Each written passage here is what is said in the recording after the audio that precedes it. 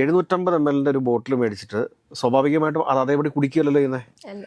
ഒരിക്കലല്ലല്ലോ. കാരണം അത് peg vice ചെയ്യും. ചിലപ്പോൾ 60 മില്ലി അല്ലെങ്കിൽ 90 മില്ലി ആയിട്ട് ഒരു ഗ്ലാസ്സിലേക്ക് ഒഴിക്കുന്നു. അതിനുശേഷം അതിൻ്റെ 2 ഇരട്ടി അല്ലെങ്കിൽ 3 ഇരട്ടി വെള്ളം ചേർത്തതിന് ശേഷമാണ് നമ്മൾ കഴിക്കുന്നത്. അപ്പോൾ ആ കഴിക്കുന്ന സമയത്ത് അതിൻ്റെ ഒരു ആൽക്കഹോളിക് കണ്ടൻറ്റ് എന്ന് പറയുന്നത് എത്രയായിരിക്കും? ഒരു 5% പോലും ഉണ്ടാവില്ല, 10% ആയിരിക്കും. ഏറ്റവും വലിയ കുടിയാണെങ്കിൽ പോലും അര ഗ്ലാസ് ഒഴിച്ചിട്ട് അതിൻ്റെ മുകളിലേക്ക് ഒരു ഗ്ലാസ് നിറയെ വെള്ളം ഒഴിക്കും. അപ്പോഴും അതിൻ്റെ കണ്ടൻറ്റ് 20% ആവുന്നു.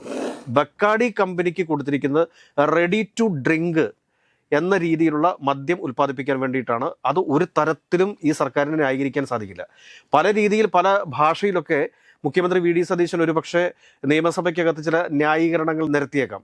പക്ഷേ ആ ന്യായീകരണങ്ങൾക്കൊന്നും അടിസ്ഥാനമില്ല എന്നുള്ളതാണ് വാസ്തവം. 20% മാത്രമേ ആൽക്കഹോളിക് കണ്ടന്റ് ഉള്ളൂ എങ്കിൽ അവർക്കത് ടേസ്റ്റ് അതിനെ പിടിച്ചു കഴിഞ്ഞാൽ തീർച്ചയായിട്ടും അവരത് ഡ്രൈ ആയിട്ട് തന്നെ അടിക്കും. അതിനകത്തേക്ക് വേറെ ജ്യൂസോ കാര്യങ്ങളോ ഒന്നും മിക്സ് ചെയ്ത് അതിൻ്റെ ക്വാളിറ്റി കളയാൻ വേണ്ടി നിൽക്കത്തില്ല. അപ്പോൾ സംഭവിക്കുക എന്താണ്? ഈ പറയുന്ന ചങ്കും കരളും ഒക്കെ അടിച്ചു. ശിവാശ്രീകളിലും അതോടൊപ്പം തന്നെ ജോണി വാക്കറിനും 78% നികുതിയായിട്ട് കുറച്ചു കൊടുത്തു എന്നാണ് പറയുന്നത്. നമ്മൾ പല വീഡിയോകളിൽ ഇത് പറഞ്ഞിട്ടുമുണ്ട്. വേറെ കസ്റ്റംസ് ഡ്യൂട്ടി അടക്കം അത് 251% തന്നെ അന്നും വരുന്നുണ്ട്. പക്ഷെ കസ്റ്റംസ് ഡ്യൂട്ടിയെക്കുറിച്ച് ഒരക്ഷരം മിണ്ടാതെയാണ് മുഖ്യമന്ത്രി നിയമസഭയ്ക്കകത്ത് ഈ കാര്യം അവതരിപ്പിച്ചത്. നമസ്കാരം. ഇപ്പോൾ നിലവിലെ UDF സർക്കാർ തീരുമാനിച്ചിരിക്കുന്ന മദ്യനയവുമായിട്ട് മുൻപോട്ട് പോവുകയാണ്. അപ്പോൾ ഈ ഒരു സാഹചര്യത്തിൽ മുൻപ് LDF സർക്കാർ എടുത്ത നിലപാടും ഇപ്പോൾ UDF സർക്കാർ എടുത്തിരിക്കുന്ന നിലപാടും തമ്മിലുള്ള വ്യത്യാസം എന്താണ്? പ്രധാനപ്പെട്ട വ്യത്യാസം എന്താണ് എന്ന് ചോദിച്ചു കഴിഞ്ഞാൽ അത് ആർക്കും മനസ്സിലാകാത്തൊരു കാര്യമാണ്. അതായത് എന്തിനാണ് ഈ 20% മാത്രം ആൽക്കഹോൾ കണ്ടന്റ് ഉള്ള മദ്യത്തിന് നികുതിയിൽ ഇളവ് നൽകിയിരിക്കുന്നത് എന്തിനാണെന്ന് ഇതുവരെ ആർക്കും മനസ്സിലായിട്ടില്ല. അതായത് ഒരു കാര്യം മനസ്സിലാക്കുക. ഇപ്പോൾ നമ്മൾ 750 ml ഒരു ബോട്ടിൽ മേടിക്കുന്നു. 750 ml ഒരു ബോട്ടിൽ മേടിച്ചിട്ട് സ്വാഭാവികമായിട്ടും അത് അതേപടി കുടിക്കുകയല്ലോ ചെയ്യുന്നത്. ഒരിക്കലല്ലല്ലോ. കാരണം അത് പെഗ് വൈസ് ചെയ്യും. ചിലപ്പോൾ 60 മില്ലി അല്ലെങ്കിൽ 90 മില്ലി ആയിട്ട് ഒരു ഗ്ലാസ്സിലേക്ക് ഒഴിക്കുന്നു. അതിനുശേഷം അതിൻ്റെ 2 ഇരട്ടി അല്ലെങ്കിൽ 3 ഇരട്ടി വെള്ളം ചേർത്തതിന് ശേഷമാണ് നമ്മൾ കഴിക്കുന്നത്. അപ്പോൾ ആ കഴിക്കുന്ന സമയത്ത് അതിൻ്റെ ഒരു ആൽക്കഹോളിക് കണ്ടൻറ്റ് എന്ന് പറയുന്നത് എത്രയായിരിക്കും? ഒരു 5% പോലും ഉണ്ടാവില്ല, 10% ആയിരിക്കും. ഇപ്പോൾ 3 ഇരട്ടിയാണെങ്കിൽ ഇപ്പോൾ 40% ആൽക്കഹോളിക് കണ്ടന്റ് ഉള്ള ഒരു ബോട്ടിലിനകത്ത് നമ്മൾ 60 ml എടുക്കുന്നു, അത് ഗ്ലാസ്സിലേക്ക് ഒഴിക്കുന്നു. ഈ 60 ml നമ്മൾ ഒരു 200 ml വെള്ളം കൂടെ ചേർത്ത് കഴിഞ്ഞാൽ എന്തായിരിക്കും അവസ്ഥ? അതിനകത്ത് ആൽക്കഹോളിക് കണ്ടന്റ് എത്രയായിരിക്കും? അതിന് എത്രയോ ശതമാനമായിട്ട് കുറവ് വരും. കാരണം ഇത് നമ്മൾ നേരിട്ട് കുടിക്കുന്ന എത്ര പേരുണ്ടാവും? 40% ആൽക്കഹോളിക് കണ്ടന്റോട് കൂടി മദ്യം കുടിക്കുന്ന എത്ര പേരുണ്ട് നമ്മുടെ നാട്ടിൽ? ആരും ഉണ്ടാവത്തില്ല. പിന്നെ വലിയ മുഴുക്കുടിയന്മാരായിട്ട് നടക്കുന്ന ആളുകൾ ഉണ്ടാവും. അതുപോലെ സിനിമകളിലൊക്കെ നമ്മൾ കണ്ടിട്ടുണ്ട് ഇങ്ങനെ ഒരു കുപ്പി അതേപടിയൊക്കെ ഇങ്ങനെ കമത്തുന്നത്.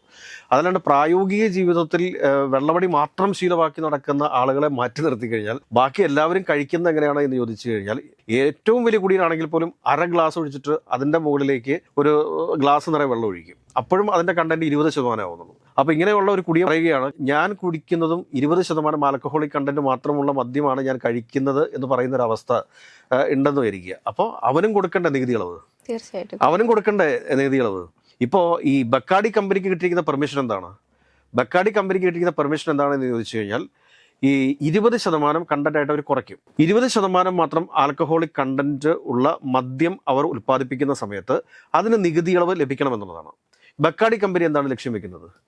ബക്കാഡി കമ്പനി ലക്ഷ്യം വെക്കുന്നത് റെഡി ടു ഡ്രിങ്ക് എന്ന രീതിയിലേക്ക് ഈ മദ്യത്തെ മാറ്റാൻ വേണ്ടിയിട്ടാണ്.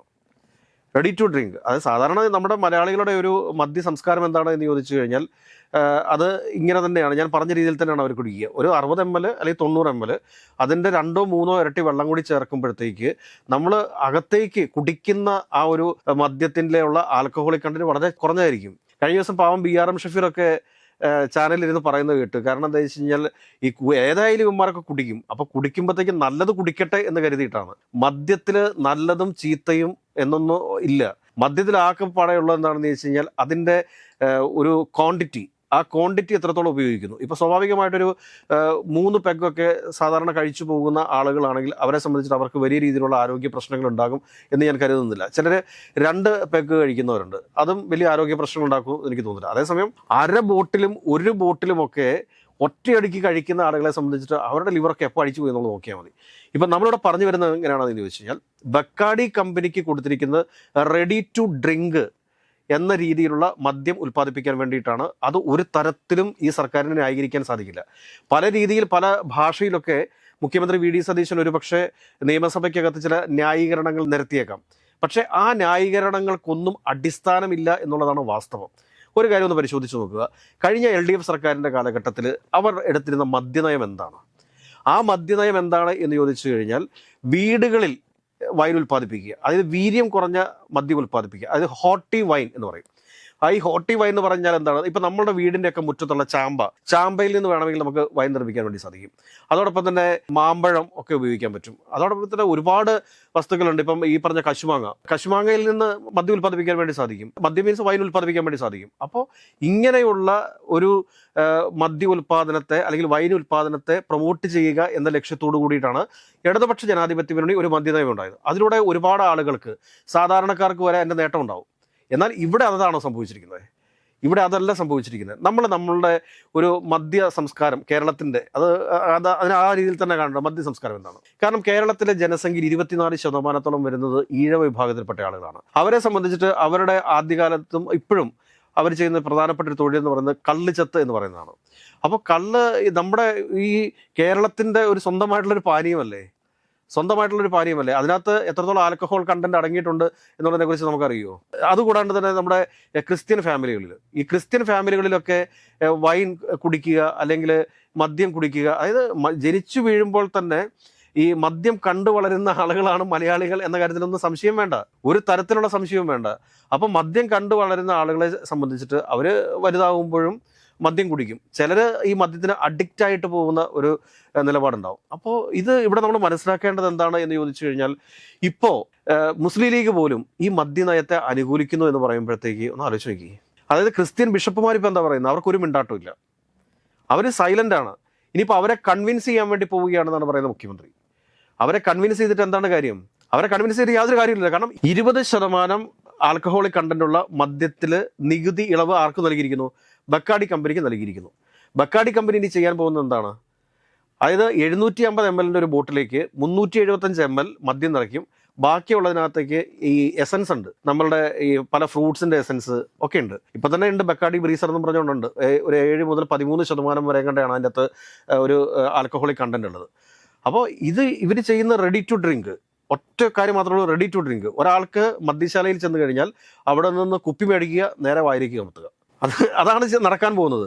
അതല്ലാണ്ട് മലയാളിയുടെ മദ്യം കഴിക്കൽ എന്ന് പറഞ്ഞു കഴിഞ്ഞാൽ അവൻ ഒരു കാരണവശാലും 40% ആൽക്കഹോളിക് കണ്ടന്റ് ഉള്ള മദ്യം അവന് അതേ രീതിയിൽ വലിച്ചു കയറ്റത്തില്ല. അതിനകത്ത് അവൻ അത് മിക്സ് ചെയ്യും, വാട്ടർ മിക്സ് ചെയ്യും, അല്ലെങ്കിൽ സോഡ മിക്സ് ചെയ്യും, അതല്ലെങ്കിൽ മറ്റെന്തെങ്കിലും ജ്യൂസ് മിക്സ് ചെയ്യും, എന്തിനാണ് പറയുന്നത് പാല് വരെ മിക്സ് ചെയ്ത് കഴിക്കുന്ന ആളുകളെ നമുക്കറിയാം. അപ്പോൾ ഇതിങ്ങനെയുള്ളൊരു സമയത്താണ് വി ഡി സതീശന് വന്നിട്ട് നിയമസഭയിൽ വളരെ വിദഗ്ധമായിട്ട് ജനങ്ങൾക്ക് മുമ്പിലും പൊതുസമൂഹത്തിന് മുമ്പിലും നിയമസഭയ്ക്ക് മുമ്പിലും പറയുന്നത് 20% ആൽക്കഹോളിക് കണ്ടന്റുള്ള മദ്യത്തിൻ്റെ നികുതിയിൽ ഇളവ് കൊടുക്കുന്നത് കൊണ്ട് എന്താണ് കുഴപ്പമെന്നാണ് ചോദിക്കുന്നത്. 40% ആൽക്കഹോളിക് കണ്ടന്റ് അടങ്ങിയ മദ്യം അതേപടി തന്നെ ഡ്രൈ ആയിട്ട് അടിക്കുക എന്ന് പറഞ്ഞു കേട്ടിട്ടില്ലേ? വെള്ളം ഒഴിക്കാതെ നേരെ വലിച്ചു കയറ്റുന്ന ഒരു രീതി കേരളത്തിൽ എത്ര പേർക്കുണ്ട് എന്നുള്ള കാര്യം കൂടി മുഖ്യമന്ത്രി വ്യക്തമാക്കേണ്ടതുണ്ട്. ഇത് കൂടാതെ തന്നെ ഒരു കാര്യം ആലോചിച്ച് നോക്കുക. ഇപ്പോൾ നമ്മുടെ ബിവറേജിൽ നിന്ന് ഒരാൾ മദ്യം വാങ്ങിക്കുന്നു, ഒരു ബോട്ടിൽ മേടിക്കുന്നു.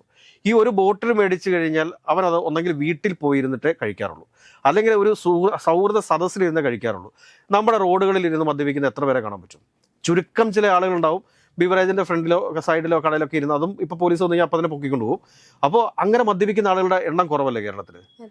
അപ്പോൾ ഇനി സംഭവിക്കാൻ പോകുന്ന എന്താണ്?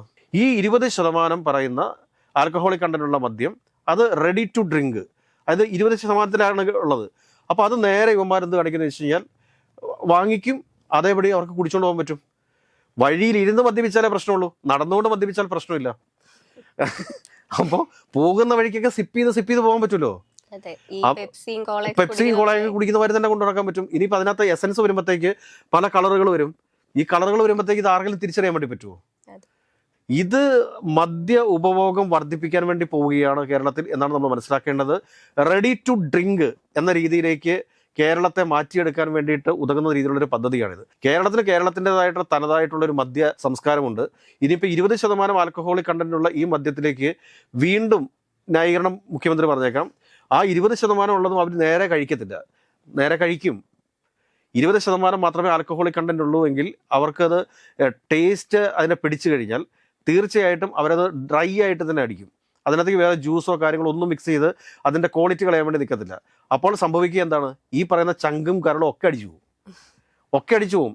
നമ്മളിപ്പോൾ കഴിച്ചുകൊണ്ടിരിക്കുന്ന മദ്യം എന്ന് പറഞ്ഞു കഴിഞ്ഞാൽ 40% ഉണ്ടെങ്കിലും ആ 40% പല രീതിയിൽ ഡൈലൂട്ട് ചെയ്ത് അതിലെ ആൽക്കഹോളിക് കണ്ടന്റ് കുറച്ചതിന് ശേഷം മാത്രമാണ് നമ്മൾ മദ്യപിക്കുന്നത്. അത് മുഖ്യമന്ത്രിക്ക് മനസ്സിലാവുന്നില്ല എന്ന് എനിക്ക് തോന്നുന്നു. അത് കേരളത്തിലുള്ള ആളുകൾക്കും മനസ്സിലാവുന്നില്ല. ഇതൊക്കെ ആളുകൾക്ക് മനസ്സിലാവണമെന്നുണ്ടെങ്കിൽ എന്താ ചെയ്യേണ്ടതെന്നറിയോ, ഇത് കൊടിയുടെ നിറം ഒക്കെ മനസ്സിൽ നിന്നങ്ങോട്ട് മാറ്റിവെക്കുക. എന്നിട്ട് ആലോചിച്ച് നോക്കുക എന്താണ് ഈ പറയുന്നതെന്നും ഈ പറയുന്നത് എന്തെങ്കിലും വാസ്തവമുണ്ടോ എന്നും. ശിവാശ്രീകളിലും അതോടൊപ്പം തന്നെ ജോണി വാക്കറിനും 78% നികുതിയായിട്ട് കുറച്ചു കൊടുത്തു എന്നാണ് പറയുന്നത്. നമ്മൾ പല വീഡിയോകളിൽ ഇത് പറഞ്ഞിട്ടുമുണ്ട്. വേറെ കസ്റ്റംസ് ഡ്യൂട്ടി അടക്കം അത് 251% തന്നെ അന്നും വരുന്നുണ്ട്. പക്ഷെ കസ്റ്റംസ് ഡ്യൂട്ടിയെക്കുറിച്ച് ഒരക്ഷരം മിണ്ടാതെയാണ് മുഖ്യമന്ത്രി നിയമസഭയ്ക്കകത്ത് ഈ കാര്യം അവതരിപ്പിച്ചത്. അതായത് ഒരു കാര്യം മനസ്സിലാക്കേണ്ടതെന്ന് വെച്ച് കഴിഞ്ഞാൽ, കഴിഞ്ഞ സർക്കാർ ചെയ്തിരുന്നത് അതേപോലെ ചെയ്യാൻ വേണ്ടിയിട്ടാണെങ്കിൽ ഈ സർക്കാർ വരേണ്ട ആവശ്യമില്ലല്ലോ. കഴിഞ്ഞ സർക്കാർ അത് ചെയ്തു, അതുകൊണ്ട് ഞങ്ങളും ഇത് ചെയ്യാൻ പോകുന്നു എന്ന് പറയുന്നതിൽ എന്താ അർത്ഥമുള്ളത്? അല്ലെങ്കിൽ ഇപ്പോൾ ചെയ്തുകൊണ്ടിരിക്കുന്ന കാര്യത്തെ നിശിതമായിട്ട് വിമർശിച്ചു കഴിയുമ്പോഴത്തേക്ക് കഴിഞ്ഞ സർക്കാർ അത് അങ്ങനെ ചെയ്തിട്ടുണ്ടെന്ന് പറയുന്നതിൽ വല്ല കാര്യമുണ്ടോ? ഒരു കാര്യമില്ല. ഇവിടെ നമ്മൾ കൃത്യമായിട്ട് മനസ്സിലാക്കേണ്ടതെന്ന് വെച്ച് കഴിഞ്ഞാൽ, ഈ സംസ്ഥാനത്തെ റെഡി ടു ഡ്രിങ്ക് മദ്യം കൊണ്ട് നിറയ്ക്കാൻ വേണ്ടി പോവുകയാണ്. അതായത് ഇനിയിപ്പോൾ അത് സൂപ്പർ മാർക്കറ്റുകളിൽ ലഭ്യമാകും. ആൽക്കഹോളിക് കണ്ടന്റ് കുറവാണെന്നും പറഞ്ഞുകൊണ്ട് അത് സൂപ്പർ മാർക്കറ്റുകളിൽ വരും. അപ്പോൾ ബക്കാഡി എന്ന് പറയുന്നത് എല്ലാവരും സാധാരണയായിട്ട് ഉപയോഗിക്കുന്ന ഒരു മദ്യമാണ്. അതല്ലാതെ ഇപ്പോൾ ഈ ശിവാശ്രീകളും ജോണി വാക്കറും എന്നൊക്കെ പറയുന്നത് വലിയ വലിയ ആളുകൾ ഉപയോഗിക്കുന്ന മദ്യമാണ്. അതൊന്നും ഒരിക്കലും സാധാരണക്കാർ ഉപയോഗിക്കുന്ന മദ്യമല്ല. അപ്പോൾ ഈ ശിവാശ്രീകളും ജോണി വാക്കറുമായിട്ട് ബക്കാഡി ഒരിക്കലും താരതമ്യം ചെയ്യരുത്. ബക്കാഡി ഇവിടെ സുലഭമായിട്ട് ലഭ്യമായിട്ടുള്ളൊരു മദ്യമാണ്. അപ്പോൾ ആ മദ്യത്തിന് മേലെ ഇങ്ങനത്തെ ഒരു നികുതി ഇളവൊക്കെ കൊടുക്കുന്നത് കൊണ്ട് സംസ്ഥാന സർക്കാരിൻ്റെ ഖജനാവിന് ധനനഷ്ടം ഉണ്ടാവും.